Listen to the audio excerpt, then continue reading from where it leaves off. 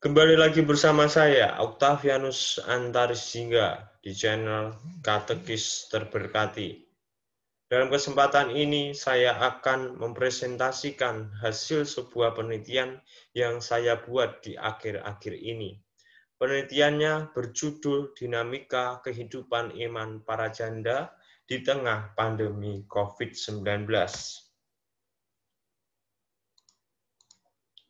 Dalam penelitian ini ada 3 bagian, yaitu bab pertama, pendahuluan, yang isinya adalah latar belakang, rumusan masalah, tujuan penelitian, dan metode penelitian.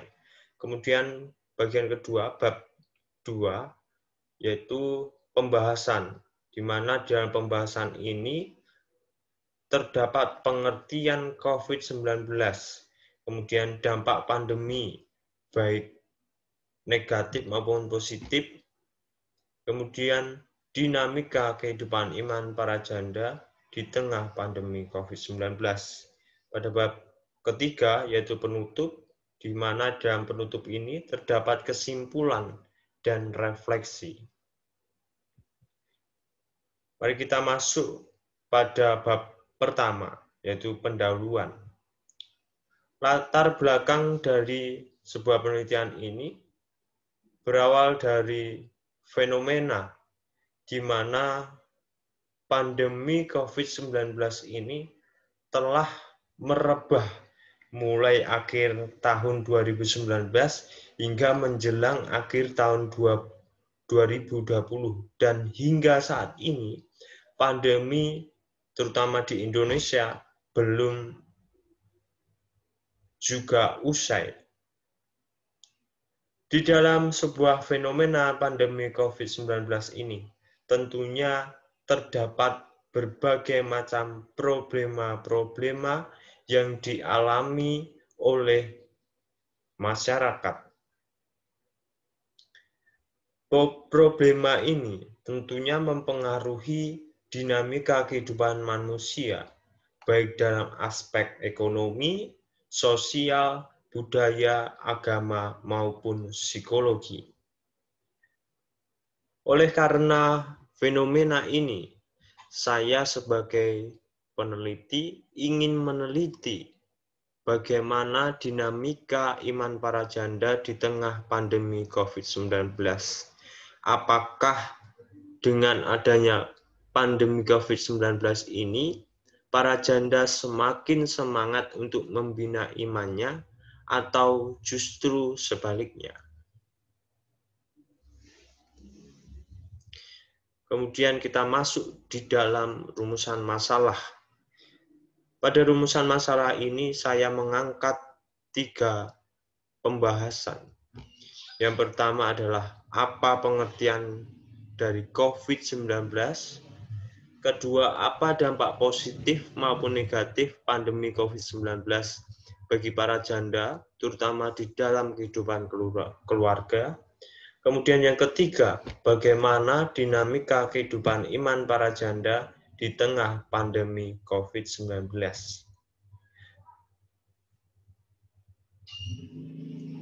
Kemudian tujuan penelitian. Tujuan penelitian tentu tidak lepas dari rumusan masalah. Yang pertama adalah untuk mengetahui pengertian dari COVID-19 itu sendiri. Kemudian tujuan penelitian yang kedua adalah mengetahui dampak positif maupun negatif pandemi COVID-19 bagi para janda, terutama di dalam kehidupan keluarga. Kemudian tujuan penelitian yang ketiga adalah mengetahui bagaimana dinamika kehidupan iman para janda di tengah pandemi COVID-19 ini. Metode penelitian yang saya pakai adalah metode pengumpulan data dengan mewawancarai beberapa janda yang beragama Katolik.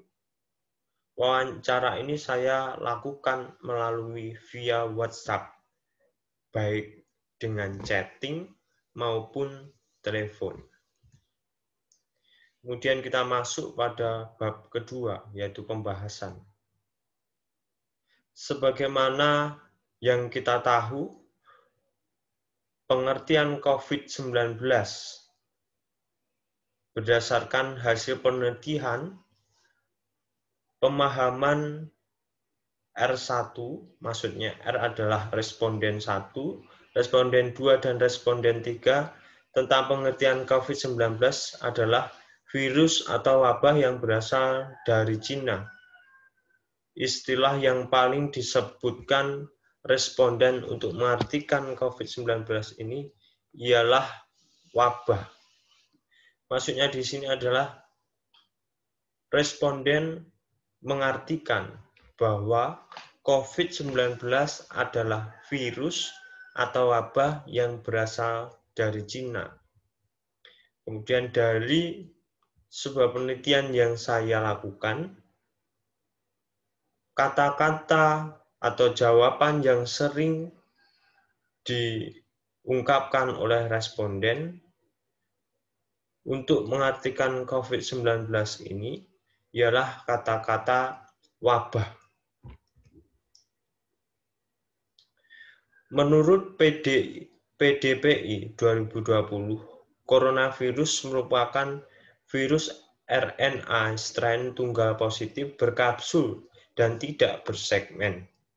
Coronavirus tergolong ordo Nidovirales, keluarga Coronaviridae.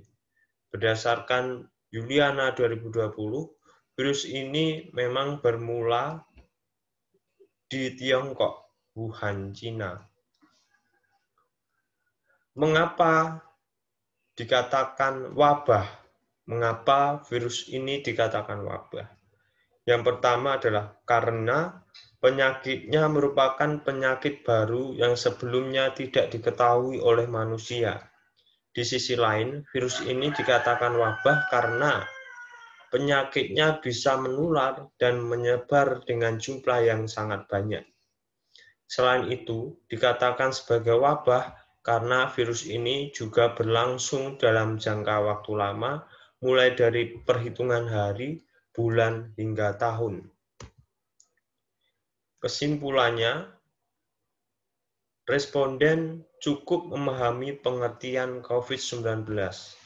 Akan tetapi, dari masing-masing responden kurang menjelaskan secara rinci pengertian COVID-19 secara ilmiah, seperti yang terdapat dalam teori tadi. Selanjutnya, responden juga tidak memberi alasan mengapa COVID-19 ini diartikan sebagai wabah, padahal di dalam teori ada 3 kriteria alasan mengapa COVID-19 dikatakan sebagai wabah. Dalam pembahasan ini kita dapat mengerti bahwa responden hanya mengetahui bahwa COVID ini adalah virus dan wabah. Tetapi responden tidak menjelaskan secara rinci virus apa yang ada di dalam COVID-19 ini.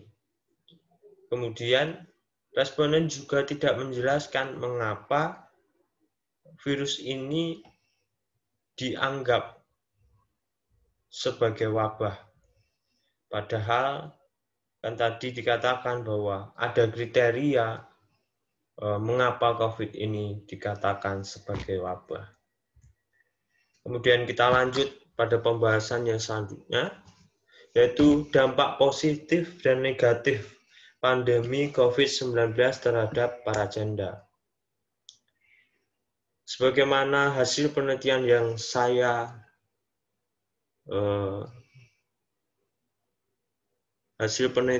saya dapat, responden mengatakan atau menjawab dampak positif dari pandemi COVID-19 ini. Yang pertama adalah semakin dekat dengan Tuhan, banyak waktu untuk keluarga, mendapat pengetahuan baru dari internet, memperoleh kesempatan untuk introspeksi diri, dan yang terakhir adalah semakin menjaga kebersihan. Kemudian, dampak negatif pandemi COVID-19 ini adalah intensitas misa di gereja berkurang. Kemudian yang kedua, terpikir keadaan anak. Ketiga, penghasilan semakin menurun. Dan yang keempat adalah pengeluaran uang bertambah. Dalam pembahasan ini dapat disebutkan bahwa dapat disimpulkan bahwa dampak positif yang diungkapkan atau dirasakan oleh para responden adalah lebih menonjol dalam segi agama, di mana para janda semakin dekat dengan Tuhan. Hal ini terjadi karena responden mempunyai waktu yang cukup banyak, maksudnya waktu luang yang cukup banyak, sehingga responden memiliki semangat atau keinginan untuk mendekatkan diri dengan Tuhan dengan usaha-usaha yang tentunya dengan usaha-usaha yang ia lakukan untuk membina iman itu sendiri. Kemudian, kesimpulan yang kedua, yaitu dampak negatif. Dampak negatif yang lebih menonjol dalam hal ini adalah segi budayanya, di mana para janda pada masa pandemi ini mengalami perubahan kebiasaan dari yang dulunya bebas berpergian kemana-mana, kini dengan adanya pandemi COVID-19, kesempatan untuk berpergian semakin terbatas. Artinya bahwa dampak negatif ini memberikan suatu perubahan budaya, terutama budaya mengenai kebiasaan seseorang untuk bepergian kemana-mana. Kemudian kita masuk di dalam dinamika kehidupan iman para janda di tengah pandemi COVID-19. Berdasarkan hasil wawancara dengan R1, R2, dan R3, keseluruhan dinamika kehidupan iman para janda di tengah pandemi COVID-19 ini justru semakin meningkat, di mana peningkatan ini ditandai dengan semangat mereka dalam membina iman. Di dalam ketentuan pastoral keempat Keuskupan Surabaya dalam menghadapi masa pandemi COVID-19 ini, terdapat tulisan yang mana uskup menuliskan bahwa yang mana di dalam surat itu terdapat tulisan bahwa Paus Fransiskus ingin mendorong seluruh umat beriman untuk menemukan kembali keindahan berdoa rosario di rumah masing-masing, baik dengan berdoa di dalam keluarga, komunitas, pastoran, maupun secara pribadi. Paulus juga berpesan semoga dengan merenungkan wajah Kristus dengan hati Sang Bunda Maria, seluruh umat manusia menjadi lebih bersatu sebagai keluarga rohani dan dapat membantu mengatasi masa pencobaan di masa pandemi COVID-19 ini. Melihat adanya hasil wawancara dari para responden dan teori yang didapat dari ketentuan pastoral keempat Keuskupan Surabaya dalam menghadapi masa pandemi COVID-19 ini, maka disimpulkan bahwa semangat dalam membina iman yang dilakukan oleh responden atau para janda di tengah pandemi COVID-19 ini menjadi perwujudan nyata dari anjuran Paus Fransiskus sendiri.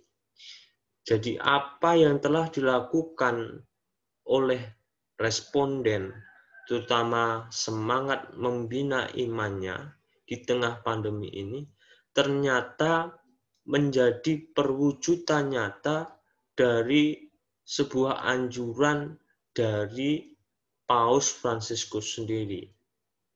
Maka dalam hal ini, anjuran Paus Fransiskus dan usaha atau semangat membina iman yang dilakukan oleh para janda di tengah pandemi COVID-19 ini tentu sejalan atau tidak bertentangan dengan ajaran Kristiani.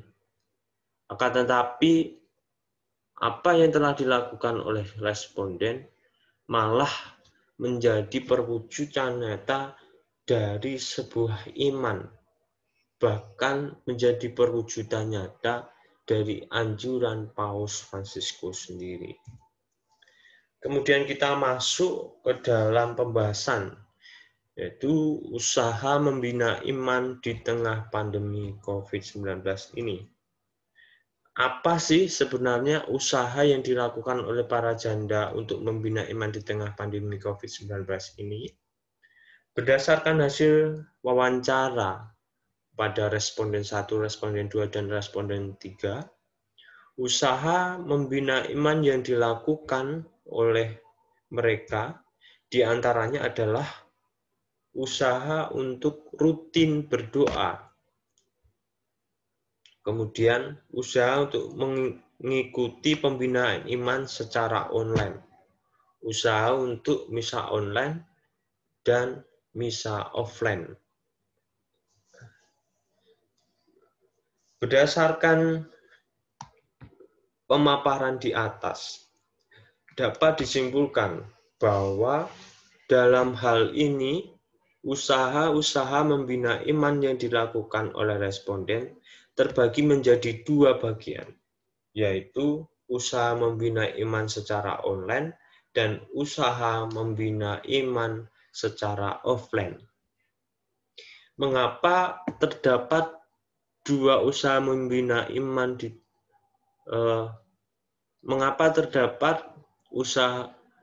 terdapat 2 usaha membina iman di masa pandemi ini?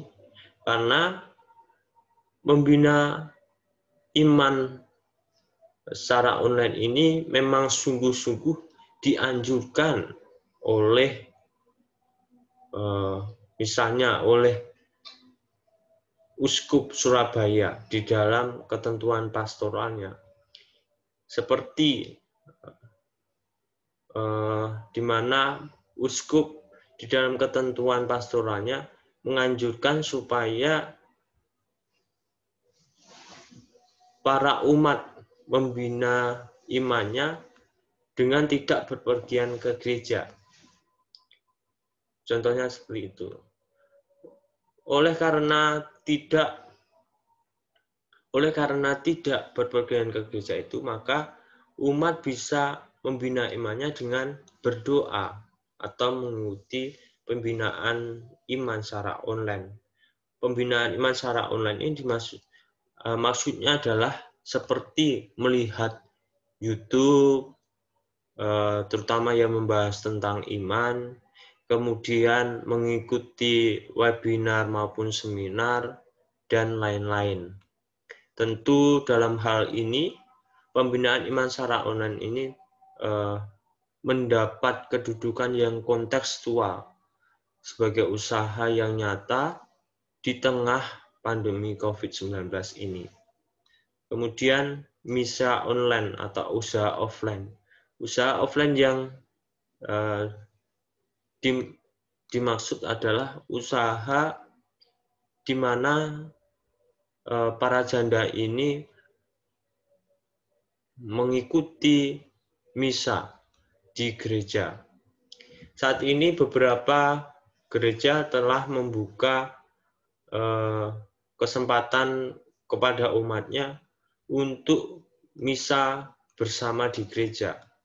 Akan tetapi pelaksanaan misa ini tentunya juga harus memenuhi protokol kesehatan yang tentunya juga harus ditaati oleh semua umat. Adanya misa offline ini tentunya membuat para janda semakin lega, atau membuat para janda menjadi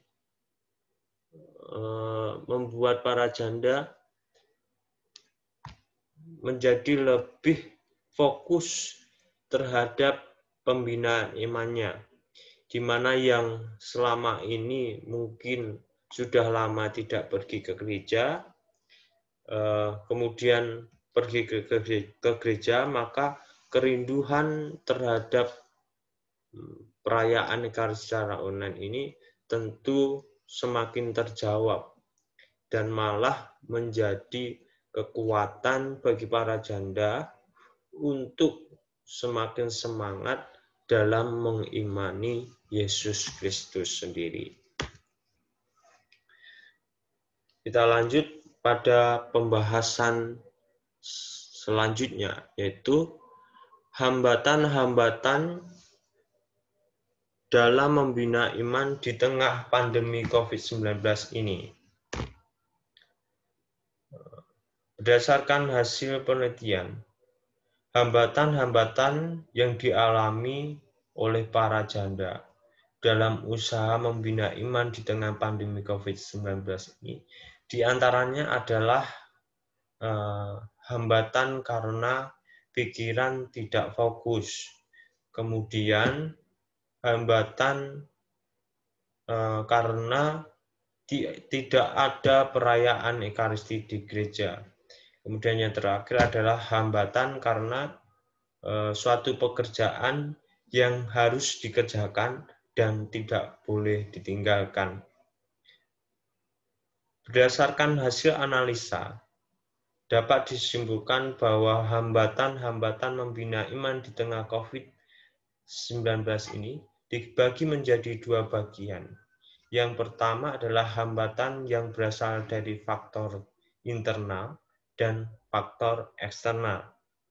Faktor internal meliputi pikiran yang tidak fokus, sedangkan faktor eksternal meliputi tidak ada perayaan Ekaristi di gereja dan pekerjaan.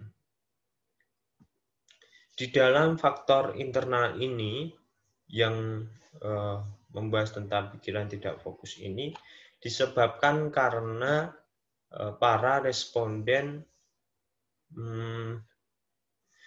mengalami disebabkan karena responden membina iman dengan cara misa online dengan menggunakan HP atau teknologi. Ketidakfokusan ini dapat terjadi karena teknologi mampu menggoda responden untuk membuka fitur-fitur lain. Karena tentu fitur-fitur lain ini sangat menarik untuk dibuka jika muncul notifikasinya. Misalkan ketika responden melakukan misa online di HP, kemudian muncul notifikasi WA misalnya, maka fokus responden ini semakin terbelah. Atau dengan adanya WA ini, maka responden semakin tidak fokus pada misa online yang diikuti. Kemudian membahas tentang faktor eksternal, meliputi tidak ada perayaan Ekaristi di gereja dan pekerjaan, merupakan sebuah hambatan yang memang dirasakan oleh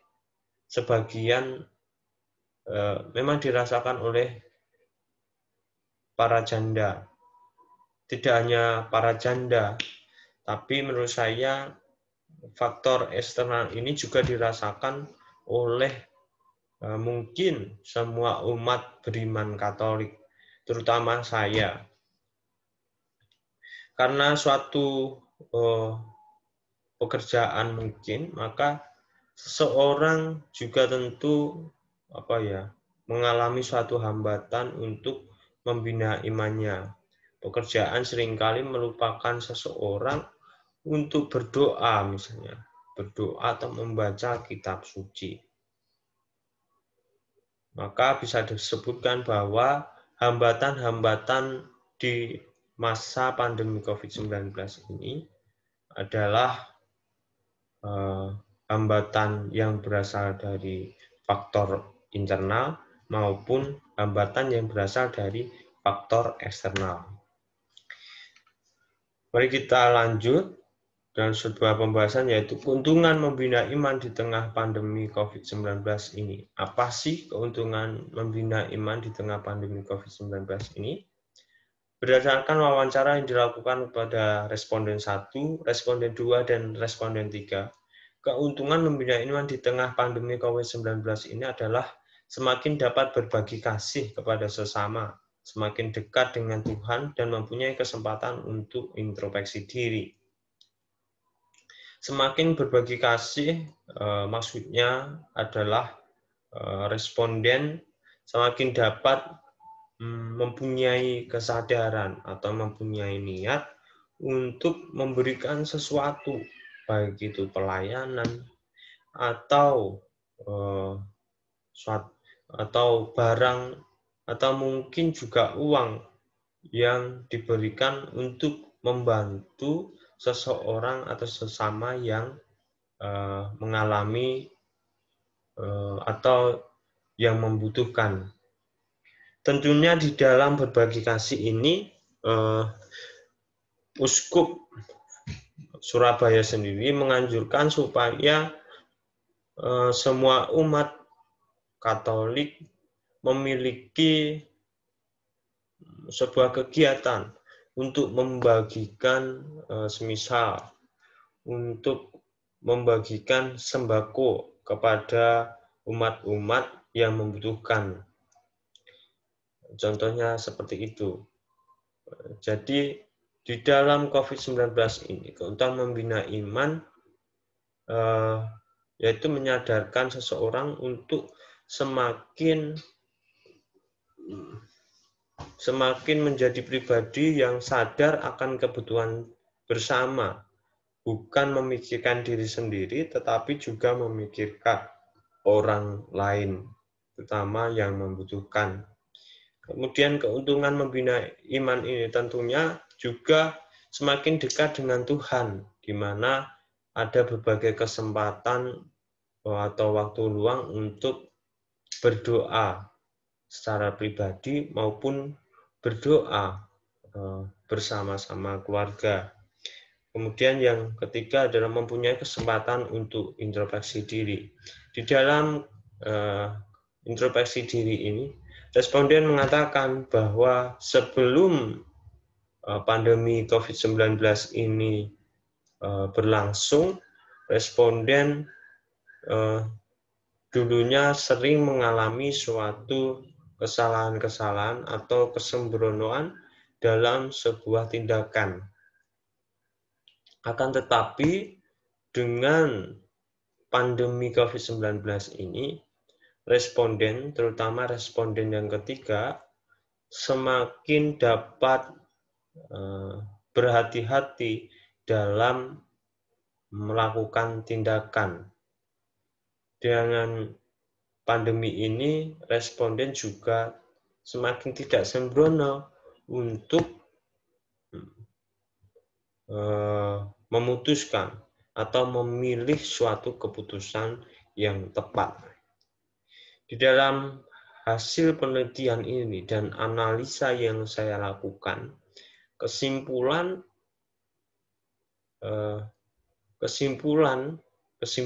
adalah membina iman di tengah pandemi COVID-19 ini sungguh memberikan keuntungan baik untuk diri sendiri maupun untuk orang lain. Untuk diri sendiri adalah semakin dekat dengan Tuhan, kemudian sadar untuk menolong orang lain, kemudian semakin tidak sembrono, itu keuntungan diri sendiri. Kemudian keuntungan bagi orang lain adalah di mana dengan kesadaran iman ini, orang lain dapat merasakan apa yang telah kita berikan. Seperti tadi, Uskup Surabaya menganjurkan supaya umat Katolik dapat memberikan, misalnya memberikan sembako kepada orang yang membutuhkan. Maka dengan kita memberi ini, orang lain juga semakin terbantu, atau orang lain juga semakin tidak merasa kekurangan, karena apa yang mereka butuhkan tentu kita cukupi dengan apa yang kita punya. Hal inilah yang menjadi suatu poin penting yang perlu mungkin kita lakukan di masa pandemi COVID-19 ini. Kemudian kita masuk pada pembahasan atau bagian yang bab ketiga, yaitu penutup. Dalam penutup ini, kesimpulannya berdasarkan hasil penelitian, ternyata pandemi COVID-19 ini tidak menurunkan semangat para janda untuk membina iman. Mereka justru lebih semangat dan giat untuk membina imannya dengan usaha-usaha yang nyata. Meskipun ada beberapa hambatan yang dialami di saat membina iman, namun hambatan itu tidak terlalu berpengaruh dan menyurutkan semangat dalam membina iman mereka. Justru dengan membina iman di tengah pandemi ini, para janda malah merasakan keuntungan tersendiri, baik untuk dirinya sendiri maupun orang lain. Maka penelitian ini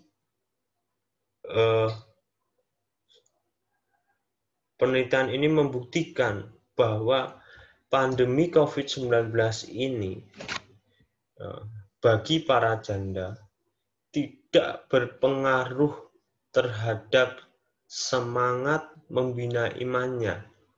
Akan tetapi, pandemi ini malah memberikan semangat para janda untuk semakin membina imannya. Dan semangat itu tentunya tidak semata-mata hanya sebuah perkataan, tetapi semangat itu sungguh-sungguh dibuktikan dengan suatu usaha-usaha yang nyata.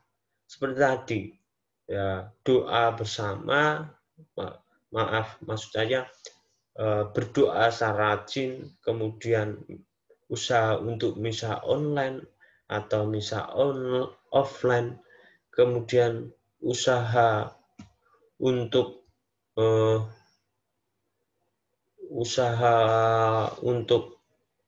membina diri atau mengkoreksi diri. Ya, seperti itulah yang dialami oleh para janda. Intinya bahwa pandemi COVID-19 ini tidak mempengaruhi dinamika kehidupan iman para janda. Maksudnya tidak mempengaruhi ini adalah bahwa pandemi ini tidak menyurutkan semangat para janda untuk membina imannya. Dari suatu atau kegiatan penelitian yang saya buat di dalam pembahasan dan kesimpulan, saya merefleksikan bahwa apa yang telah dilakukan para janda merupakan suatu kebanggaan tersendiri bagi saya. Karena para janda ini merupakan seorang yang sungguh-sungguh berjuang di tengah pandemi COVID-19 ini. Meskipun para janda ini menjadi tulang punggung keluarga dan banyak kegiatan yang dilakukan, akan tetapi mereka tetap saja mempunyai semangat untuk membina imannya. Tentunya dengan usaha-usaha yang sungguh-sungguh nyata dan sungguh-sungguh dilakukan dengan penuh iman. dari peristiwa atau kejadian atau fenomena yang dialami oleh para janda itulah teropong pastoral atau pastoral yang tepat untuk dilakukan, yaitu adalah pastoral pendampingan para janda. Dengan pastoral pendampingan para janda inilah saya rasa pastoral ini dapat atau mampu meneguhkan iman dan menguatkan iman para janda itu sendiri.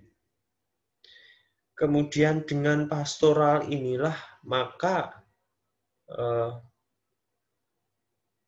para janda akan mempunyai tempat dan sarana untuk mencurahkan keluh kesahnya, sekaligus menjadi tempat untuk menemukan solusi dalam setiap permasalahannya. Jadi dengan adanya pendampingan pastoral ini atau pastoral pendampingan ini, para janda tidak bingung untuk mencurahkan isi hatinya. Akan tetapi para janda malah mempunyai tempat untuk berkeluh kesah, mengungkapkan segala permasalahan hidupnya. Entah itu permasalahan mengenai keluarga, masalah pribadi, ekonomi, dan lain sebagainya. Dan dengan pastoral ini tentunya akan menjadi sebuah sarana atau tempat untuk menemukan solusi yang tepat. Yang tentunya solusi ini juga tidak menyeleweng dari nilai-nilai Injili dan tidak menyeleweng dari nilai-nilai iman Kristiani. Kemudian, dengan adanya pastoral pendampingan ini, saya rasa pastoral ini dapat menguatkan fisik maupun psikologis para janda.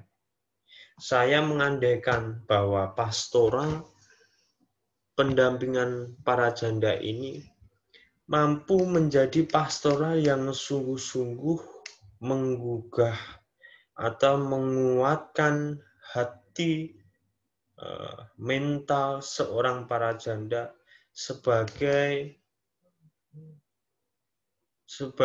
seorang yang sungguh-sungguh harus berjuang atau bertanggung jawab terhadap dinamika kehidupan keluarganya.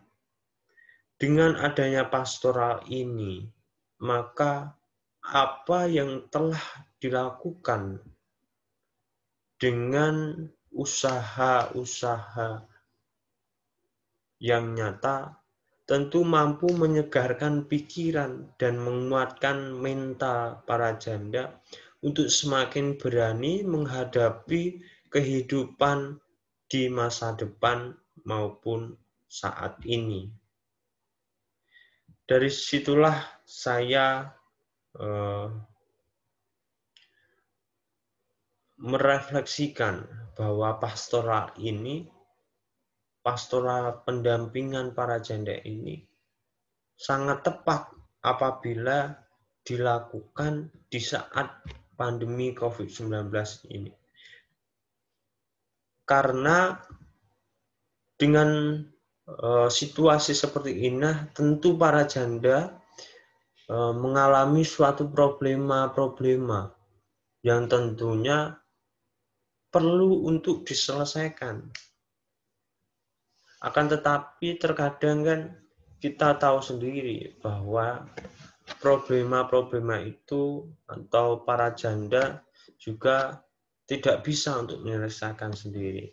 Maka pastoral ini saya anggap atau saya menilai bahwa pastoral ini sungguh tepat apabila dilaksanakan di dalam situasi pandemi COVID-19 ini.